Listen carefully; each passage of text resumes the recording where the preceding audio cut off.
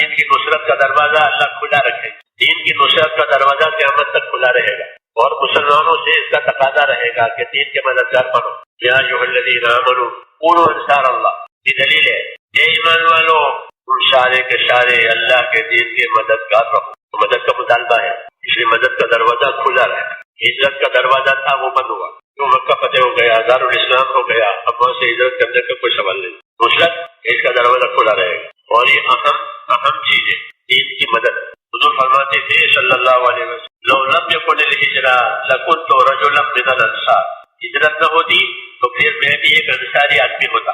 کیونکہ ہجرت آئی, ہجرت کا حکم آیا, میں مہاجرین میں سے ہوا اور ہجرت افضل ہے. ہجرت کی وجہ سے نصرت ہوئی ہے. لیکن اگر ہجرت نہ ہوتی تو پھر کون سا مقام تھا؟ ہجرت نہ ہوتی تو پھر میں لکنت رجلا من الانصار, کہ میں بھی انصاری آدمی ہوتا.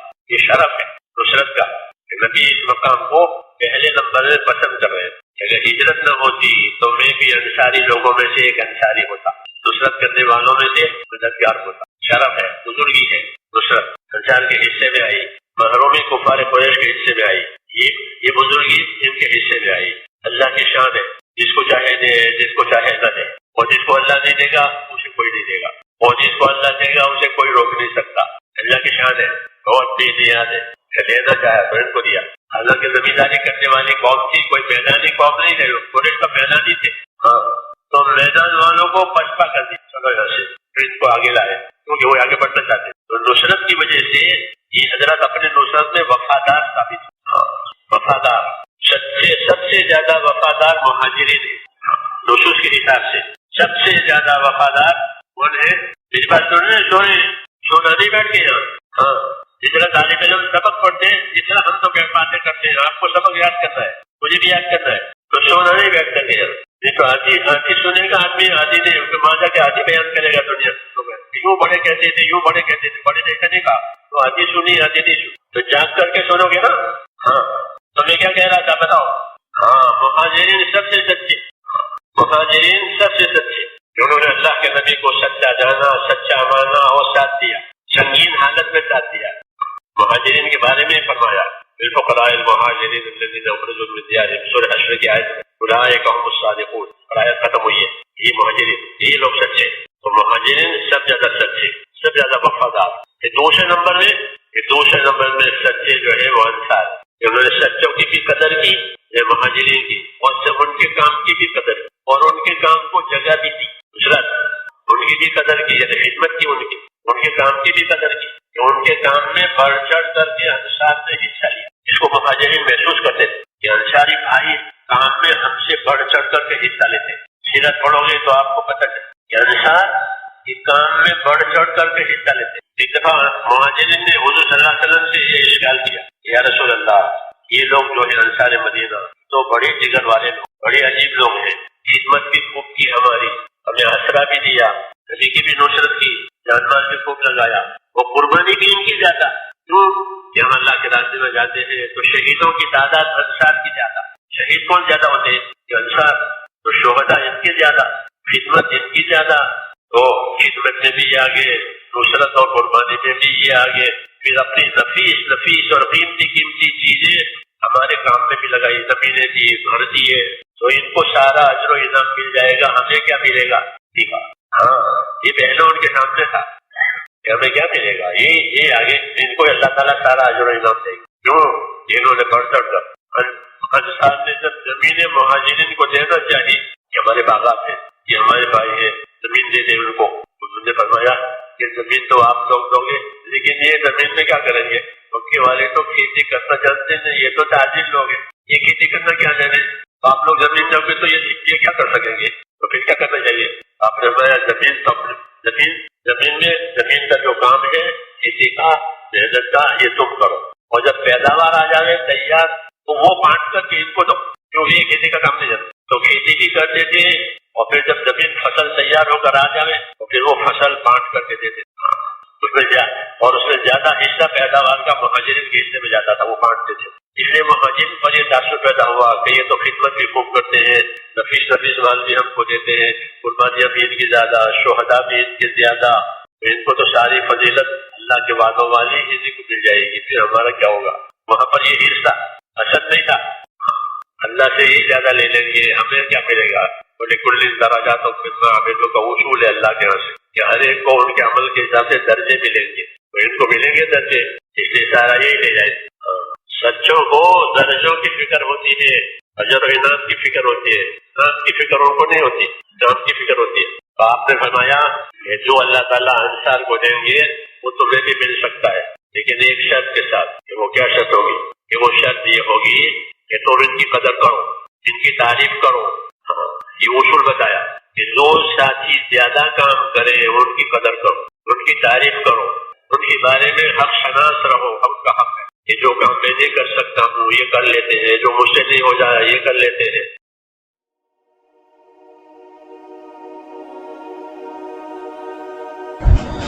جب بھی اللہ تعالیٰ نے دین کو غالب کرنا چاہا، اللہ نے دو عظیم صفات کو جمع کیا، ہجرت اور نصرت۔ ہجرت کرنے والے بھی چاہیے ہوتے ہیں اور دین کی مدد کرنے والے بھی چاہیے ہوتے ہیں۔ مہاجر بھی ضروری ہے اور انصار بھی ضروری ہے، اور جب یہ دونوں جمع ہو جاتے ہیں تو اللہ کی مدد نازل ہوتی ہے۔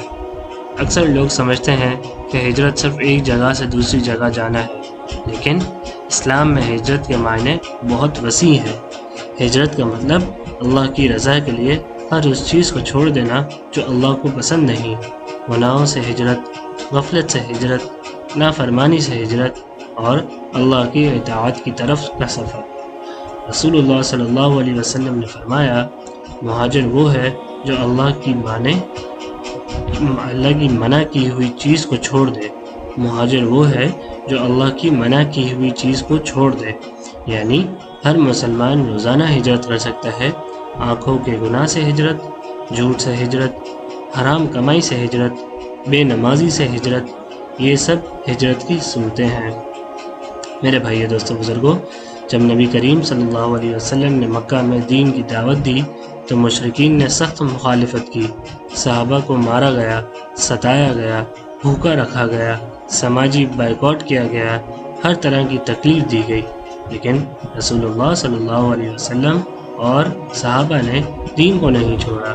یہاں ہمیں پہلا سبق ملتا ہے کہ دین کی راہ میں قربانی کے بغیر کامیابی نہیں ملتی۔ جب اللہ کا حکم آیا تو صحابہ نے ہجرت شروع کی، کسی نے اپنا گھر چھوڑا، کسی نے اپنا کاروبار چھوڑا، کسی نے اپنی زمین چھوڑی، کسی نے اپنے رشتہ دار چھوڑے، صرف اللہ اور اس کے رسول اللہ صلی اللہ علیہ وسلم کی رضا کے لیے۔ آج اگر کسی کو اپنے شہر چھوڑنے کا کہا جائے تو کتنا ہی مشکل لگتا ہے، لیکن صحابہ نے اپنا سب کچھ اللہ کے لیے قربان کر دیا۔ انہیں یقین تھا جو اللہ کے لیے چھوڑا جاتا ہے اللہ اس سے بہتر عطا فرماتے ہیں۔ ہجرت کے سفر میں نبی کریم صلی اللہ علیہ وسلم کے ساتھ حضرت ابوبکر صدیق رضی اللہ تعالی عنہ تھے۔ یہ صرف سفر نہیں تھا، یہ محبت اور وفاداری کا عظیم نمونہ تھا۔ کبھی آگے چلتے، کبھی پیچھے چلتے، کبھی دائیں چلتے، کبھی بائیں چلتے۔ رسول اللہ صلی اللہ علیہ وسلم نے پوچھا، ابو بکر ایسا کیوں کرتے ہو؟ تو انہوں نے عرض کیا، یا رسول اللہ، کبھی دشمن کا خیال آتا ہے تو آگے چلنے لگتا ہوں، کبھی پیچھے سے حملے کا خیال آتا ہے تو پیچھے چلنے لگتا ہوں۔ مجھے اپنی جان کی نہیں آپ کی زیادہ فکر ہے۔ یہ تھی نصرت اور محبت کی انتہا۔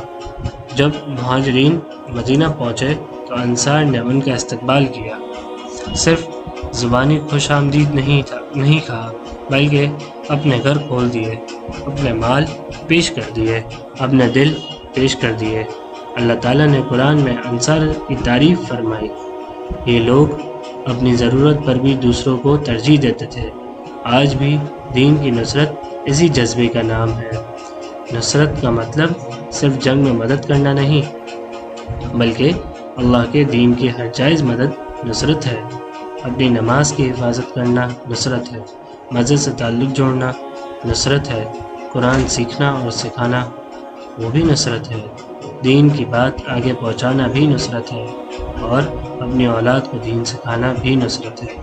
اپنے مال، وقت اور صلاحیت کو دین کے لیے لگانا بھی نصرت ہے۔ اللہ تعالیٰ قرآن میں فرماتے ہیں، اگر تم اللہ کے دین کی مدد کرو گے تو اللہ تمہاری مدد کرے گا۔ کتنا بڑا وعدہ ہے۔ آج ہم سب اللہ کی مدد چاہتے ہیں، رزق میں برکت چاہتے ہیں، گھر میں سکون چاہتے ہیں، مشکلات کا حل چاہتے ہیں، لیکن اللہ پوچھتے ہیں تم نے میرے دین کے لیے کیا کیا؟ میرے بھائی دوستوں بزرگوں، آج ہم سے مکہ سے مدینہ کی ہجرت نہیں مانگی جا رہی، لیکن ہم سے ایک اور ہجرت مانگی جا رہی ہے، سوشل میڈیا کے فتنوں سے ہجرت، گناہوں والی ویب سائٹ سے ہجرت، جھوٹ سے ہجرت، بے حیائی سے ہجرت، سود سے ہجرت، بد نگاہی سے ہجرت اور اللہ کی اطاعت کی طرف ہجرت۔ جو انسان یہ ہجرت کر لیتا ہے وہ اللہ کا محبوب بن جاتا ہے۔ آج دین کی نصرت کا مطلب ہے اپنے گھر کو نماز والا بنانا، اپنے بچوں کو قرآن سکھانا، اپنے دوستوں کو دین کی طرف بلانا، مسجد سے تعلق کو مضبوط کرنا، امت کے درد کو سمجھنا اور اپنی زندگی کو سنت کے مطابق بنانا، یہ سب دین کی نصرت ہے۔ صحابہ نے دنیا کو اس لیے فتح نہیں کیا کہ ان کے پاس زیادہ ہتھیار تھے، ان کے پاس زیادہ مال نہیں تھا، ان کے پاس زیادہ ٹیکنالوجی نہیں تھی، لیکن ان کے پاس اللہ پر یقین تھا، ہجرت کا جذبہ تھا، نصرت کا جذبہ تھا، اس لیے اللہ نے انہیں کامیابی دی۔ آج ہر مسلمان اپنے آپ سے پوچھے کیا میں گناہوں سے ہجرت کر چکا ہوں؟ کیا میں اللہ کے دین کی نصرت کر رہا ہوں؟ کیا میری نماز اللہ کے دین کی نصرت کے ذریعہ ہے؟ کیا میرا گھر دین والا گھر ہے؟ کیا میری زندگی اللہ کو راضی کرنے کے لیے گزر رہی ہے؟ یہ سوالات ہماری زندگی بدل سکتے ہیں۔ میرے بھائی دوستوں بزرگوں، ہجرت اور نصرت صرف تاریخ کا ایک واقعات نہیں ہے، یہ ہر دور کے مسلمان کی زندگی کا حصہ ہے۔ جب بندہ گناہ چھوڑ کر اللہ کی طرف آتا ہے تو وہ ہجرت کرتا ہے، جب بندہ اللہ کے دین کے لیے وقت، مال اور صلاحیت لگاتا ہے تو وہ نصرت کرتا ہے، اور جب ہجرت اور نصرت جمع ہو جاتے ہیں تو اللہ کی مدد نازل ہوتی ہے۔ تو انشاءاللہ آج سے ہی فیصلہ کریں، میں گناہوں سے ہجرت کروں گا، میں اللہ کے دین کی نصرت کروں گا، میں اپنی زندگی کو اللہ اور اس کے رسول صلی اللہ علیہ وسلم کے طریقے پر ڈھالنے کی کوشش کروں گا، اور انشاءاللہ اللہ کی مدد میرے ساتھ ہوگی۔ آخری میں بس یہی دعا ہے کہ یا اللہ ہمیں حقیقی ہجرت نصیب فرما، ہمیں گناہوں کو چھوڑنے کی توفیق عطا فرما، ہمیں اپنے دین کی نصرت کرنے والا بنا، ہمارے دلوں میں صحابہ کرام جیسا یقین اور جذبہ پیدا فرما، ہماری زندگی کو دین کے لیے قبول فرما، اور ہمیں دنیا اور آخرت کی کامیابی نصیب فرما، آمین یا رب العالمین۔ مزید اسلامی اور اصلاحی بیانات کے لیے ایمانی بیانات کو فالو کریں، سبسکرائب کریں، لائک کریں۔ جزاکم اللہ خیر۔